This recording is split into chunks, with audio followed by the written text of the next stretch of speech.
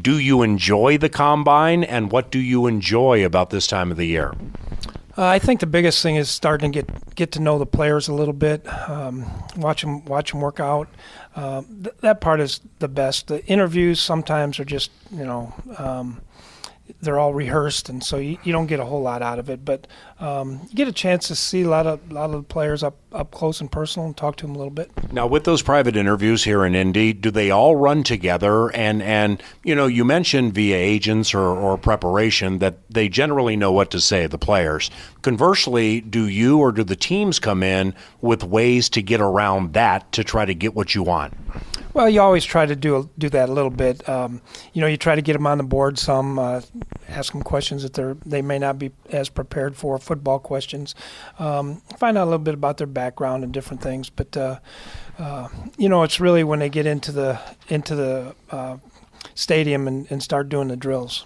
When you say on the board, Coach, you mean whiteboard, right? We're drawing X's and O's and stuff, right? And so what do you ask a player to do, when he's up at the board? Well, there's different things. Sometimes it's like if you're talking to a linebacker, put up the front, put up the coverage, run one of the plays that you've had run against you and how they blocked it. Yeah.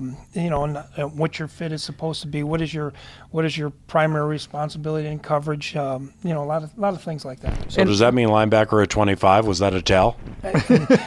Never know around here, do you?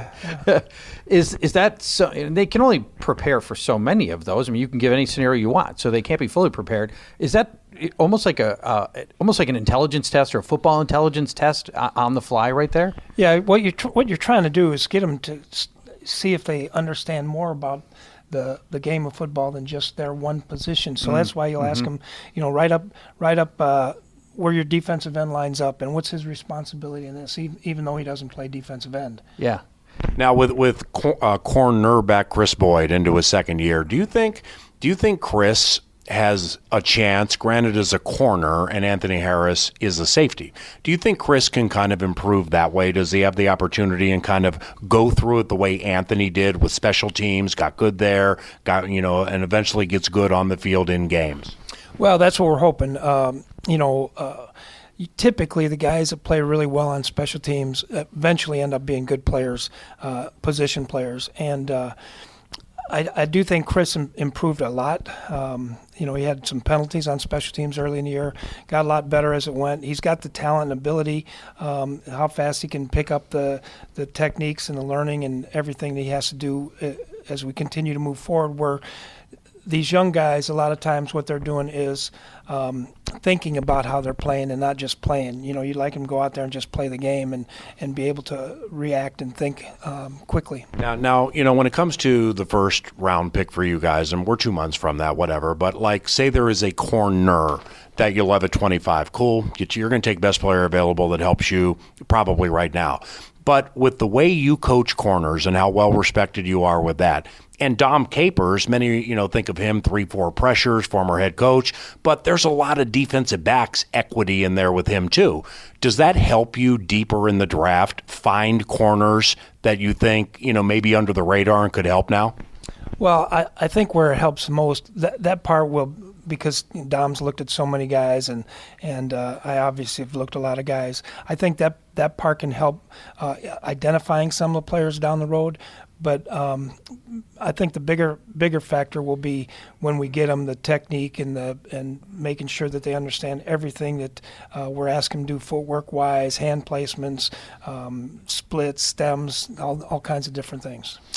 Coach, while we're talking about that position, a lot of the people that are listening now or watching, there's a lot of concern, consternation about that position. There's the assumption there's going to be a lot of turnover at cornerback. What are your thoughts about the cornerback position for this coming season and any changes that there may be? Well, I think there's every year there's going to be change at some places. So we're not as concerned, I guess, as everybody else. I've had all different kinds of corners play for me throughout my career, and a lot of times you'll change schemes to help protect guys. You'll use more double coverage than you would single coverage, different things. So once we figure out who everyone's going to be, then we'll take care of the rest. But there's still a lot of time, before the draft and free agency, and we'll figure it out. Mike Zimmer, 9 to noon, and Vikings.com from Indianapolis. The drills here, the interviews here, yes, they matter. I would imagine for you, the tape from what they did in college games, that matters the most, right? Right, much more. The only thing is you like to see the players move, with your own eyes. You like to see them at a workout, or whether it's here or at their schools. But what kind of player they are on tape is really what you're looking to find. What are some of the biggest differences, whether they are high-end players or seventh-round picks, from playing cornerback in college compared to the NFL? Well, the first thing is they're typically going against a lot better players. They're typically not facing as many good quarterbacks, and the rules are quite different for them as far as they can contact them anywhere down the field. Pass interference is a 15-yard penalty in college. So a lot of different things there. And then a lot of times it's the scheme in the NFL is different too. So it does take a while. It typically, some guys can come in and play right away, and some guys takes a little bit of time. You mentioned Dom Capers. You've had a lot of turnover in your coaching staff this offseason, and some of it's because your coach has been really good. They go off, get hired, and become head coaches. What are your thoughts on all the change for this year and having to spend many of your Januarys sorting through a new coaching staff? Yeah, that's an unfortunate part of winning. Of the business. You like to just get away for couple weeks and relax, and instead you're trying to hire coaches. I really believe that I think we put a proposal in for this that no coach should be hired until after the Super Bowl. Yeah, so that would make everything all the same, and all the equity the same as far as looking for guys, because some teams hire a coach and then they're already working on getting guys hired 3 weeks before the season's over. So I think that would be a good rule, but it's just something you deal with every year. I'm excited about the coaching staff. I think the changes that happened will all work out just fine. We've got, I've been impressed sitting in the meetings with them up until this point, and so we'll be excited, ready to go, and we'll get everybody on the same page. To that point, how important was it to have the continuity of keeping Gary Kubiak and keeping that system that he was such a big part of last season to this year, not having to start over again completely at offensive coordinator? Yeah, I think that was huge. Gary's a great guy, great football coach, and he does a great job with the players, teaching them, get them to understand what we're trying to do on specific plays, specific alignments, and I think he was a great influence on him being here. Was outstanding, and for us to be able to really say the same system is going to be in place for another year, it's going to help our players, because we've had different coaches in there and different systems and different play calls and alignments and every other thing. And for Kirk, he had a different system, not only here in Minnesota, but his prior 2 years in Washington as well. So this will be, I think, the first time in 5 years that he's going to be working in the same system in consecutive years, and that's got to be helpful. Yeah, and Kirk had a great year last year. Yeah, I thought he played very well, probably the best year that he's had since he's been in professional football.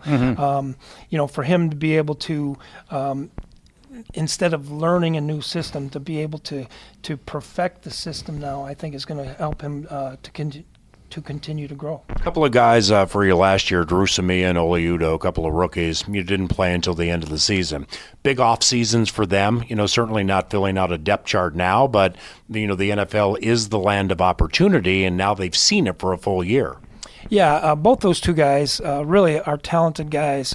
Ole is a big athletic guy that gets better and better all the time, and him going against Everson and Daniil and those guys going against him in practice, I think helps them get better. And Drew is a mauler type of player who will be is going to be physical, and sometimes that gets in his way a little bit, that he's too physical. He needs to just go in there and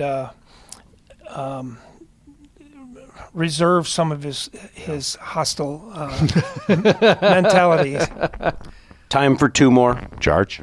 While we're talking offensive line, it's year 2 for the zone blocking scheme, and this was a major redesign of the line. Is it safe to feel like year 2 will be a little bit smoother for this line, and we can see improvements even from the same people just in having another year of trying to learn this new scheme? Yeah, I think a lot of it has to do with not just the scheme, but the players understanding exactly what they're looking for now. Excuse me, and then having guys like Kirk being able to help with the same system. I think the whole thing will be better. There's things we all have to work on. Obviously, but Kirk helped a lot in the passing game because he got the ball out of his hands quickly. We have to get better at pass protection, and for the most part, we did a nice job in the running game. There was a couple games that we didn't run the ball effectively enough, and so we're going to have to figure out ways to handle that better than we did, because we have to be able to run the ball, and our play action and our throwing game comes off of that. Yeah, and when we saw Kirk be, I think, at his most successful, like that month of October when he was the NFL's Offensive Player of the Month or NFC Offensive Player of the Month, the running game was also really clicking at that time as well. And, those two feed off each other, right? Yeah, they definitely feed off each other. You start getting guys working more lateral than playing up the field. Yeah. And so but there was a couple games that we have to get better in those situations too, and so those are all things that we're going to work on this offseason. Try to get guys to get a little bit better, each and every one of them get a little bit better, and then collectively we get better as a group. Hey, to get a suite like this with a beautiful view, do you have to beat the Saints in the playoffs? I mean, if you didn't, would you have been like in a regular room 3 floors down? I think it's whatever's available.